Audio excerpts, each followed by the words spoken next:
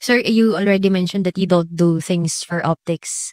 That was the criticism of some of your detractors who are allied with the former President Duterte. And they also said that the crypto resignations are not necessary and that they want you instead to resign. How do you want to respond to that? Or if you I will resign? Yeah, that's what they want. But kung gagawin nyo? How many times do I have to say that? Why do I have to keep explaining that I did not want impeachment? Certain conditions were floated. For example, Bongo said, No. That's not how reconciliation works.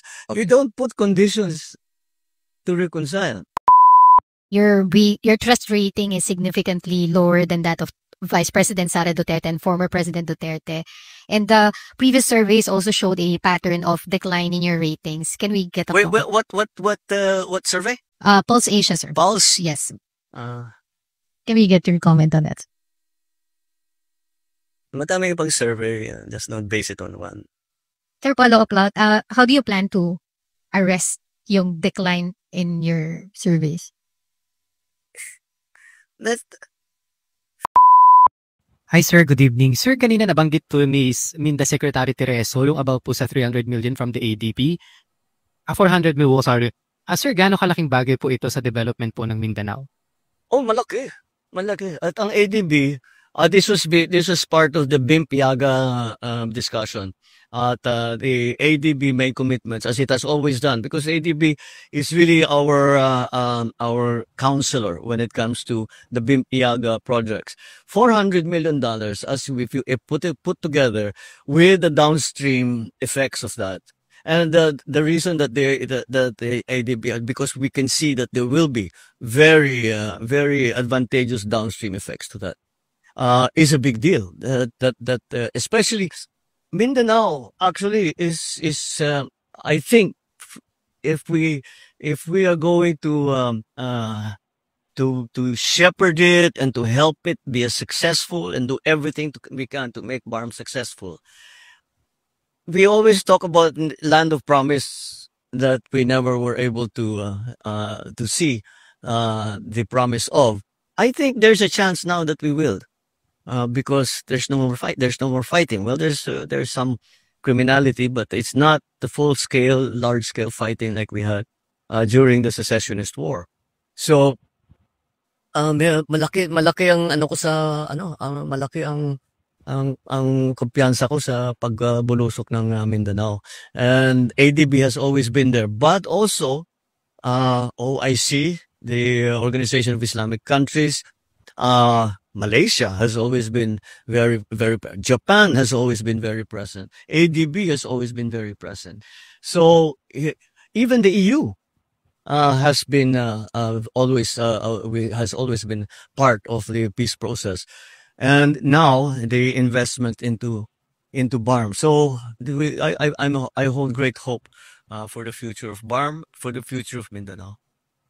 So one more lang po. Sir, during your intervention sa plenary session po, nabanggit niyo po yung pag-push sa Code of Conduct sa South China Sea. Push ng Code of Conduct po sa South China Sea. I always push the Code of Conduct. Always. It's critical to everything that's happening. You know, if you have a code of conduct, essentially, freeze frame muna. Okay, hanggang dyan na lang tayo. Wag na nating palalain. Tapos yan, nag-usap tayo with quiz. That will contain mechanisms also of adjudication or trying to de-escalation processes. Kasama lahat yan. So I think that I think it's well recognized. It's not just the Philippines who feels that way. Everyone in ASEAN feels that way. Everyone in Asia feels that way. Sir, just want to ask more details about your conversation with the Chinese premier. Did you talk about the situation in the West Philippine Sea? No, I only spoke to him. He was sat. It wasn't in a meeting. He was sitting next to me at lunch. I was sitting next to the Chinese premier and the foreign minister of UAE. Or at least, did you get any commitment po from the Chinese side on your call to? Wala. Tinanong ko lang sa kanya. Sabi, I just want, what is the Chinese perspective of this new unilateral tariff schedule? And he says, well, Mr. Trump has his own, seems to have his own idea. But we certainly do not want this to continue. It's not good for everyone. We don't want this. So we were just walking along. Di kami nakaupo na nag-usap ng ganun. But I was very, very curious to get a little bit beyond the party line, because we've heard what China says on TV, dun sa mga nila. But to be able to get the chance to talk to the premier, I thought I was hoping to get in. Yun ganun din. I think, yes, you can see that it's sincere on their part that they do not want this. They do not want this to carry on. They want everything to be normalized. DILG Secretary John Vic Remulla yesterday said that nakapili na kayo ng bagong chief PNP. Is it true? Kung totoo, Mr. President, sino po siya? Actually, it's oh my God, it's the answer is more complicated than that, as ever. I would rather not use this forum to announce that. I think I should talk to them first, because the official decision has not been made. They should hear whoever it is should hear about it first from me, not through the news. But yes, we're very clear on what we're going to do next. Clarify ko lang po, Mr. President. May napili na po kayo? May napili na po kayo? Meron na po. Talking about peace and order, security, Mr. President, ano po yung magiging marching orders niyo doon sa bagong chief PNP? Especially na gusto niyo i-intensify yung police visibility sa mga kalye. Well, what will I tell the new chief PNP? The new chief PNP is a very senior officer in the PNP. He knows the situation, and I will actually tell them, carry on what you are doing, because we have very good statistics concerning crime. And for example, there's a report here: Metro Manila crime rate is down by 23% in 6 months. If we are going to look here at the crime result at the national level, where are the index crimes? Eto. From the period of last year, same period last year, ito na lang, focus ka kasi ayokong basahin lahat. So 15,156 last year in the period of January 1 to May 16. And the period from January 1 to May 16 of 2025, it went down from 15,156 to 11,493.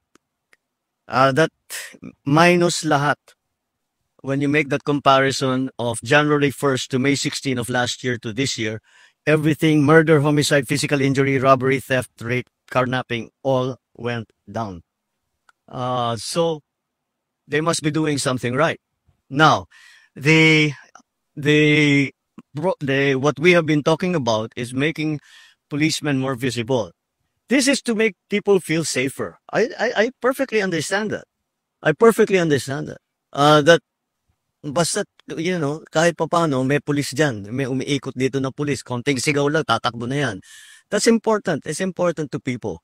So, despite the fact that maraming maganda namang result na statistic, na maganda naman ang nagiging trabaho ng kapulisan natin in terms of law enforcement, kailangan din, hindi sapat na marami tayong, nababawasan natin yung krimen. Kailangan nakikita yung pulis para feeling safe naman yung mga tao. That's why this new program of Cops on the Beat has been initiated. Mr. President, one last thing na lang on my part. Doon sa podcast ninyo, narinig ko doon sa pagkakasabi nyo, yung 5-minute immediate police response. Will you please expound on that, Mr. President? Well, first of all, we've been working since last year on this. It's not so easy, but it's good to centralize the emergency calling. And right now, actually, the response time, meron ba tayong response time dito? Yung response time natin, bumaba na rin, especially in the in the urban areas. Hindi siguro, of course, ay, wala. There's no, but there are no statistics here. No. So we're trying to centralize the emergency calls. So pagtatawag ka ng emergency, whatever, tapos isa lang yung number kasi bawat bayan halos, bawat probinsya may sarili. So we'll centralize it para maging mas mabilis at diretso kaagad makadispatch siya ng pulis pagka may problema, kapag may gulo. So we're hoping that at least in the urban areas, that we're hoping 5 minutes. That's the aspiration once again. I hope. I think naman if we have the cops on the beat and they're in good direct communication with their dispatchador, then that will be the system that will be a good quick response. Pero kailangan mabuo ang system. One of the problems with the emergency call system is the statistic that about 70% are prank calls. So that's why we have to see how we can minimize that. Good evening, sir. Hi, good- Last Friday, Executive Secretary Bersamin announced that he did not accept his resignation and that the economic managers were retained, and there were other movements that were announced. The Executive Secretary also said that there would be new announcements on movements by tomorrow. Would you like to share with us? Not yet. I'll share with you one thing. That as we were doing the performance review, and when we see shortfalls in performance, I don't leave it at that. I look and ask, why is that the case? And that is why we asked all the heads of agencies to also submit their courtesy resignations. Because we have to look at deeper, not just look at the secretary. The secretaries, I think, all of them, some have to be moved around, some have chosen to leave or no longer think they can contribute. But in any case, we are looking at the problem deeply. Siguro by now, I don't do things pang optics. If there is a problem, I like to fix it. So that's what we are doing. So expect us to be doing a rigorous performance review, not only at the cabinet level, but even deeper. Related lang po dun sa sagot, sir, kung pwede lang po. Okay, sige. Alright. Sir, you already mentioned that you don't do things for optics. That was the criticism of some of your detractors who are allied with the former President Duterte. And they also said that the resignations are not necessary and that they want you instead to resign. How do you want to respond to that? Or if you I will resign. Yeah, that's what they want. Ba't ko gagawin yun? At wala sa ugali ko yung tinatakbuhan ng problema. Magandang gabi po, Mr. President. Sir, you mentioned during your podcast na sawa na yung mga tao sa politika, and yet next week magsisimula na po yung impeachment trial against Vice President Sara Duterte. I'm How not sure I see the train of thought there. Sawa ang tao ng politika pero may impeachment. Yes, sir, because it's a political proceeding. So do you see this as a start of another political chaos? The legislators, the senators and the House are going to decide on how to handle it. I don't think that they've made any decisions yet in that regard. So let's let it's nasa kanila yan eh. Mostly sa Senado, pero siyempre nandyan pa rin ang House dahil sila mag-prosecute. So they will have to decide between the two houses how they were going to conduct this. I was part of the Corona impeachment. We were making rules as we went along, and I think that's what will happen here too. So we'll see what happens. Sir, I understand malinaw naman po yung pahayag nyo that you have nothing to do with the impeachment trial. But do you wish na sana hindi na lang ito mangyari so as hindi na lang How many times do we have to say that? I didn't want impeachment. Lahat ng kakampi ko sa Kongreso hindi nag-file ng impeachment complaint. Yung mga nag-file ng impeachment complaint, hindi mo masasabing kaya kong utusan o pagsabihan na ito yung gagawin mo. So, why do I have to keep explaining that I did not want impeachment? Mr. President, again, this is in reference to your interview in the podcast where you said that you're open to reconciling with the Dutertes. And after you said that, certain conditions were floated. For example, Lloyd Bongo said, No. That's not how reconciliation works. Okay. You don't put conditions to reconcile. If you're sincere, you want to reconcile, let's sit in front of you. Ano ba talaga problema? Paano nangyari ito? Tanggalin natin ang problema. Pero sasabihin mo, hindi ako makikipag-usap hanggang ibigay mo sa akin ito. Wala pupuntahan na. yeah, and that condition. Tapos na.